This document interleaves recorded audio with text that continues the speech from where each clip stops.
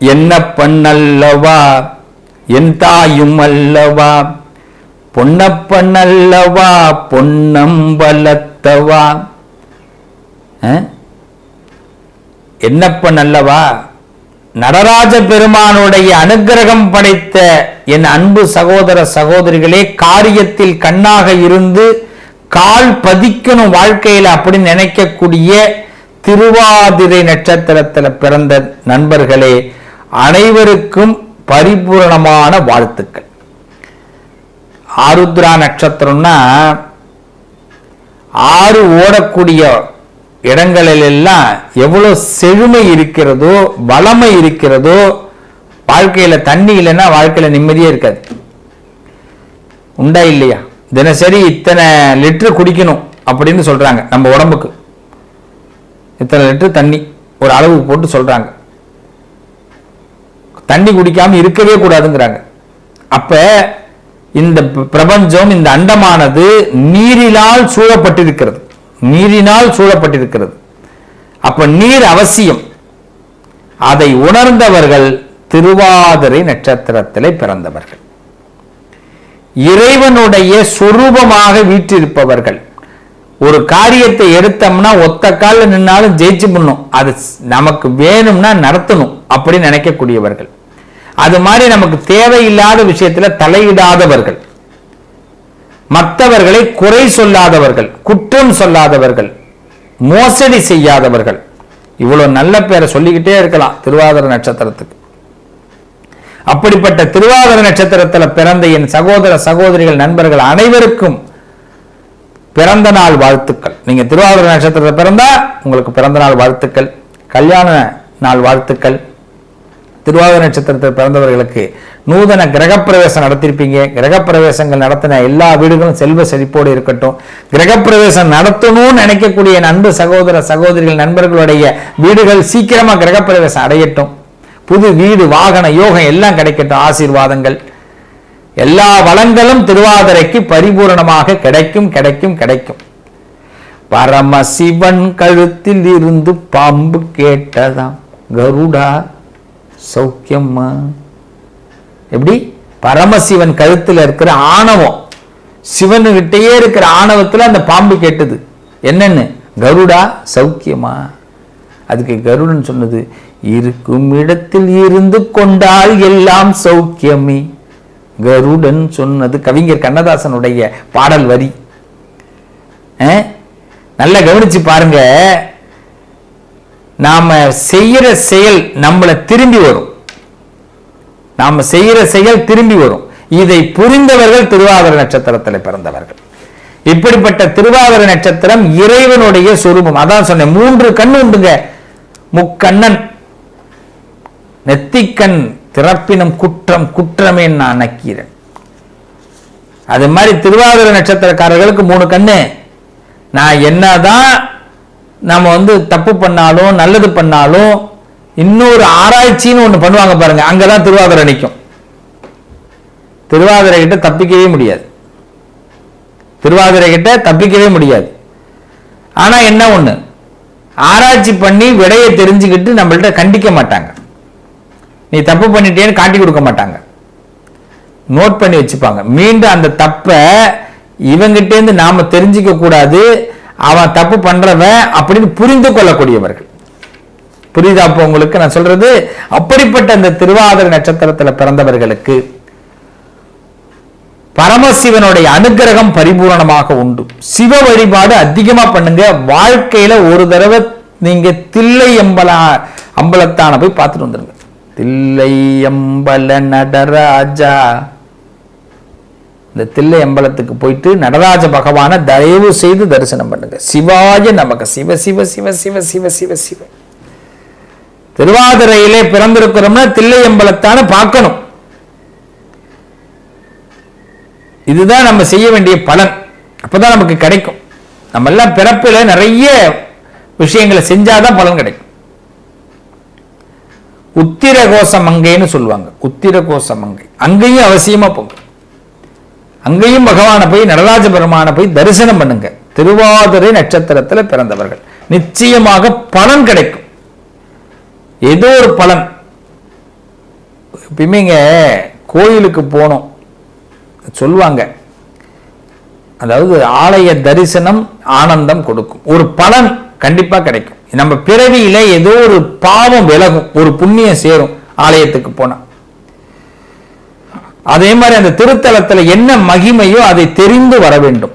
நான் முதல்ல சொல்லுவேன், எப்பயுமே சொல்றதுதான் எல்லாருக்குமே, எந்த கோயிலுக்கு போனாலும் 20 நிமிஷம் உட்காரு, தயவு செய்து போயிட்டு உடனே வராத, புண்ணியமே கிடையாது.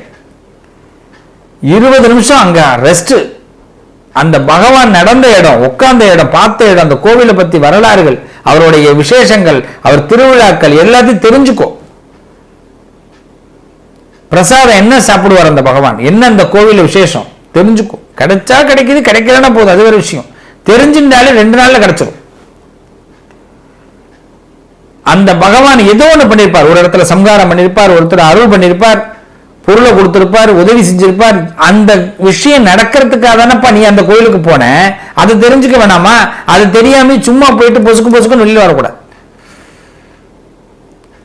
அப்ப ஏதோ ஒரு பேஸ், அங்க போனா ஒரு பலன் கிடைக்கும். திருவாதிரை நட்சத்திரத்தில் பிறந்தவர்கள் அவசியமாக சிவ வழிபாடு பண்ணணும். சிதம்பரம் போயிட்டு வரும், தில்லையம்பலத்தான பார்த்துட்டு வரணும். உத்தரகோசம் அங்கை கண்டிப்பா போயிட்டு வாங்க, நிச்சயமா நல்ல மாற்றம் ஏற்படும். திங்கட்கிழமை சிவ வழிபாடு அவசியம் பண்ணணும். பிரதோஷ காலத்துல சிவ வழிபாடு பண்ணணும், சிவராத்திரியில சிவ வழிபாடு பண்ணணும். வில்வ அர்ச்சனை சிவ ஆலயத்துல அவசியமாக திருவாதிரை நட்சத்திரத்தில் பிறந்தவங்க செய்யுங்க, பலன் உடனே கிடைக்கும்.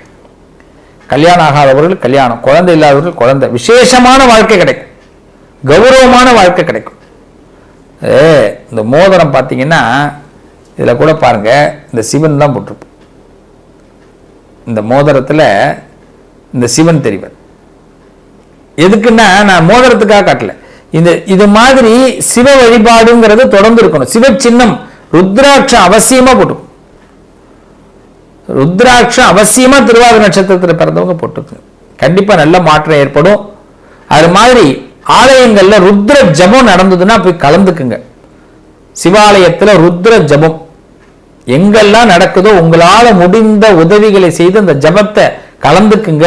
அதனால நல்ல மாற்றம், உலகம் மேன்மை, சேமம் அடையும், உலக நன்மை கிடைக்கும். பஞ்சம், பிணி, பசி, பட்டினி இதெல்லாம் விலகி, நோய் நொடி விலகி நல்ல மாற்றம் ஏற்படும். ருத்ர ஹோமங்கள், ருத்ர ஜபங்கள் எங்க நடக்குதோ செய்யுங்க. இல்லைன்னா ஒரு 10 திருவாதிரை நட்சத்திரக்காரர்கள் சேர்ந்து உங்க ஊர்ல ருத்ர ஜபம் பண்ணுங்க, ருத்ர ஹோமம் பண்ணுங்க. 10 பேர், 15 பேர், 50 பேர். இன்னைக்கு எல்லாம் வாட்ஸ்அப்ல என்னென்னமோ குரூப் இருக்கு. நம்ம எல்லாம் நட்சத்திரத்துக்கு ஒரு குரூப் உண்டாக்குவோம், திருவாதிரை நட்சத்திர குரூப். புனர்பூசம், பூசம், ஆயில்யம், மகம், கார்த்திகை, மேஷத்துக்கு குரூப், எல்லாம் மாதிரி குரூப் ஆரம்பிப்போம். ஏன்னாங்க இன்னைக்கெல்லாம் பணம் காசு கஷ்டம். இப்ப போய் ஒரு ருத்ர ஹோமம் பண்ணுங்கன்னு நான் போய் ஒருத்தருக்கு சொல்லிடுறேன், திருவாதிரை நட்சத்திரக்காரருக்கு நீங்க போய் ஒரு ருத்ர ஜபம் பண்ணுங்க சுவாமி, ருத்ர ஹோமம் பண்ணுங்கன்னு. அவருக்கு போய் ஒருத்தர் அர்ச்சகர்கிட்ட போய் கேட்கிறார், ஒரு 10,000 ரூபாய் செலவாகுதுன்னு எங்க போக முடியும்? 10,000 ரூபாய்க்கு யோசிச்சு பார்க்கணும். இதுக்குதான் அந்த காலத்துல ஏன் ஆலயங்களை கட்டி வச்சாங்க தெரியுமா? நம்ம பிரச்சனை வரும்போது 10 பேர் சேர்ந்து அந்த பிரச்சனை தீர்வாயிடும். கோவில் வழிபாடே அதுக்குதான். ஒருத்தவனால ஒரு விஷயத்த பண்ண முடியாது. அப்ப என்ன செஞ்சாங்க? இப்ப ருத்ர ஹோமம் பண்ணுங்க, ருத்ர ஜபம் பண்ணுங்கன்னு நான் சொல்றேன். திருவாதிரை நட்சத்திரக்காரங்க 10 பேர் செய்யுங்க, சேர்ந்து திங்கட்கிழமையிலேயோ திருவாதிரை நட்சத்திரத்தை அன்னைக்கோ, அது திருவாதிரை நட்சத்திரமும் திங்கட்கிழமை வரம நாள்ல செஞ்சீங்கன்னா என்ன நல்லது.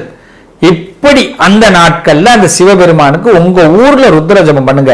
உங்க ஊரும் சேமமா இருக்கும், நீங்களும் சேமமா இருப்பீங்க, வியாதி இல்லாம இருப்பீங்க, பிரச்சனைகள் வராம இருக்கும், தண்டனைகள் வராது. தப்பு பண்ணாதானே சுவாமி தண்டனை, தப்பு பண்ண தோணாது. நம்மளை காப்பாற்றுவார், காத்து ரட்சிப்பார். அன்பு சகோதர சகோதரிகளை, திருவாதிரை நட்சத்திர பிறந்தவர்கள் நிச்சயமாக அவசியம் வருஷம் ஒரு தடவை ருத்ர ஜபத்துல கலந்துங்க, ருத்ர ஹோமம் பண்ணுங்க, பெரிய மாற்றம் ஏற்படும். சிவன் வழிபாடு மிகப்பெரிய மாற்றத்தை கொடுக்கும். அது மாதிரி திருநாகேஸ்வரம் அவசியமா போங்க, திருப்பாம்புரம் அவசியமா போங்க. கும்பகோணம் மாவட்டத்தில், கும்பகோணத்தில் இருக்காங்க திருநாகேஸ்வரம். அது மாவட்டமானு தெரியாது, நீங்க உடனே அதுக்கு ஒரு கமெண்ட் போட்டுறாதீங்க. கும்பகோணத்துக்கும் பக்கத்தில் திருநாகேஸ்வரம். ஆமா, தஞ்சாவூர் மாவட்டம் நினைக்கிறது. கண்டிப்பா திருநாகேஸ்வரம் போங்க. அதுவும் ராகு காலத்துல போங்க, அந்த நாகரை போய் வழிபாடு பண்ணுங்க. அது மாதிரி திருக்கலாச்சேரின்னு சொல்லுவாங்க. மயிலாடுதுறை மாவட்டத்தில் திருக்கலாச்சேரி, அங்க நாகநாத சுவாமின்னு இருக்கார். அவசியமா வந்து வழிபாடு பண்ணுங்க, நாகநாதர். அது மாதிரி உங்க ஊர்ல எங்க பக்கத்துல நாகநாத சுவாமி, எங்க சிவனுக்கு நாகநாதர்னு பேர் இருந்தாலும் அவங்க போய் வழிபாடு பண்ணலாம். இது அவசியமா நீங்க பண்ணணும். ஏன்னா உங்களுக்குள்ள கிரகம், திருவாதிரை நட்சத்திரத்துக்குள்ள கிரகம் ராகு. அதனால ராகுவை வந்து அவருக்கு சாந்தி பண்ணிட்டே இருக்கும். அப்பதான் நமக்கு முன்கோபம் வராது. சில நேரங்களில் கோபத்தினால சில பிரச்சனைகளை வாங்கிக்கிறோம், வேண்டாம். அந்த கோபம் வரும்போது சாந்தமா இருந்து செயல்படணும். எப்பயுமே எதிர்ப்பதை விட அப்படி அனுசரிச்சு வெற்றியை வாங்கணும், அதுதான் முக்கியம். புரியுதுங்களா? இந்த ராகு வழிபாடு திருப்பாம்புரம் திருநாகேஸ்வரம் போய் வழிபாடு பண்ணுங்க. அது மாதிரி திருக்கலாச்சேரின்னு சொல்லுவாங்க, மயிலாடுதுறை மாவட்டம். இங்க வழிபாடுகள் அவசியமா நீங்க போகணும், திருவாதிரை நட்சத்திரக்காரர்கள். அதே மாதிரி தெய்வ பலம் திருவாதிரைக்கு உண்டு, ஆளுமை திறன் உண்டு, ஆட்சி அதிகாரம் உண்டு, கல்வித்துறை. பிள்ளைங்க படிச்சிருக்காங்கன்னா கண்டிப்பா அவங்கள வந்து படிக்கும் போதே வாத்தியார படிக்கிறதுக்கு முடிவு பண்ணிடுங்க. திருவாதிரை நட்சத்திரக்காரர்களை வாத்தியாருக்கு படிக்க வைக்கலாம், அட்மினிஸ்ட்ரேஷனுக்கு படிக்க வைக்கலாம், ஆராய்ச்சி சம்பந்தப்பட்ட படிப்புகளை படிக்க வைக்கலாம், வெற்றி கிடைக்கும். அதுல எந்த மாற்றமும் இல்லை. ரொம்ப எளிமையா சொல்லிட்டு போயிட்டே இருக்கலாம். அது மாதிரி பரதம் கத்துக் கொடுங்க. திருவாதிரை நட்சத்திரம் பிறந்தவர்களுக்கு பரதநாட்டியம் கத்துக் கொடுங்க. இசையில ஒரு பெரிய மாற்றத்தை, புரட்சியை பண்ண முடியும். நம்பி செஞ்சு பாருங்க, இதெல்லாம் மிகப்பெரிய மாற்றம் கண்டிப்பாக ஏற்படும். அது மாதிரி பாத்தீங்கன்னா தெய்வ அனுகிரகம் பரிபூர்ணமா உண்டு.